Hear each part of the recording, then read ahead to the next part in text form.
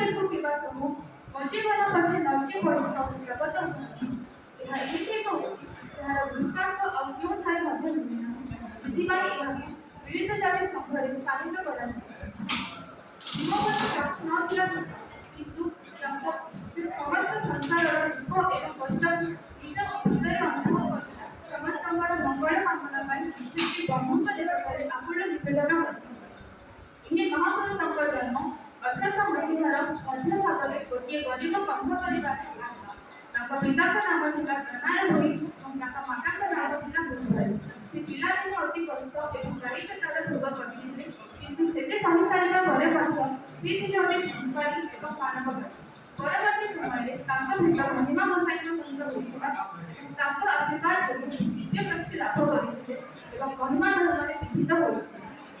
ସେ ମହିମା ଧର୍ମର ପ୍ରଚାର ଏବଂ ପ୍ରସାର ପାଇଁ ଅନେକ ଗୁଡ଼ିଏ କବିତା ଏବଂ ସୁଦିଶା ରଚନା କରିଥିଲେ। ସେଗୁଡ଼ିକ ହେଲା ସ୍ତୁତି ଚିନ୍ତାମଣି, ସ୍ମୃତି ନିଷେଧ ଗୀତା, ନିର୍ବେଦ ସାଧନା ଗୀତା, ଆଦି ଅନ୍ତର୍ଗତ ଇତ୍ୟାଦି। ତାଙ୍କ ଭଜନମାଳାରେ 312ଟି ଭଜନ ସ୍ଥାନିତ ହୋଇଛି ଏବଂ ତାଙ୍କ 34 ମଣିମାଳାରେ 41ଟି ତାଙ୍କ ଭଜନ ଥିଲେ ଈଶ୍ୱର ହିଁ ଅଦ୍ୱିତୀୟ ଏବଂ ଏହି ସବୁ ରଚନା ଗୁଡ଼ିକ ପାଇଁ ହିଁ ଆଜି ମହିମା ଧର୍ମ ଏକ ବଳିଷ୍ଠ ଧର୍ମରେ ପରିଣତ ହୋଇନାହିଁ। ଭୀମଭୋଇଙ୍କ ଏହି ଉକ୍ତି ପ୍ରାଣୀସାରର ଦୁଃଖ ଅବଲମ୍ବନ ଏହା ଏତେ ଲୋକପ୍ରିୟ ହୋଇପାରିଛି ଭାରତର ସଂସଦ ଭବନରେ ମଧ୍ୟ ଏହା ନିଜ ଶୋଭାକୁ କରିଛି ଏବଂ ବର୍ତ୍ତମାନ ରାଷ୍ଟ୍ରପତି ଶ୍ରୀମତୀ ଦ୍ରୌପଦୀ ମୁର୍ମୁ ତାଙ୍କ ଅଭିଭାଷଣରେ ଏହି ପଦକୁ ଖୁବ୍ ସୁନ୍ଦର ଭାବରେ ବର୍ଣ୍ଣନା କରିଛନ୍ତି।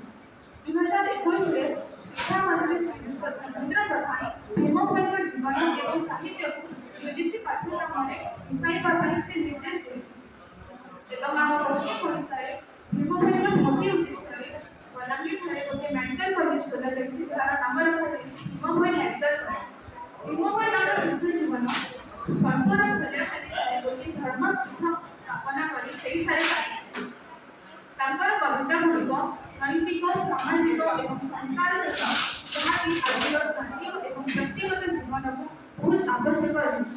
ତାଙ୍କ କବିତା ଗୁଡ଼ିକ ବିଭିନ୍ନତାକୁ ଗ୍ରହଣ କରି ନିଜର ଆନ୍ତରିକ ଶକ୍ତିକୁ ବୁଝିବାର ଉଦ୍ଦେଶ୍ୟ ଦେଇଥାଏ, ଯାହାକି ଆଜିର ଜଗତୀକରଣ ଜଗତକୁ ନିହାତି ଦରକାର।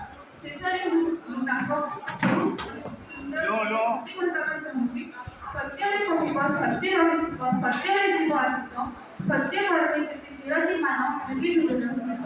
ଏତିକି କଥା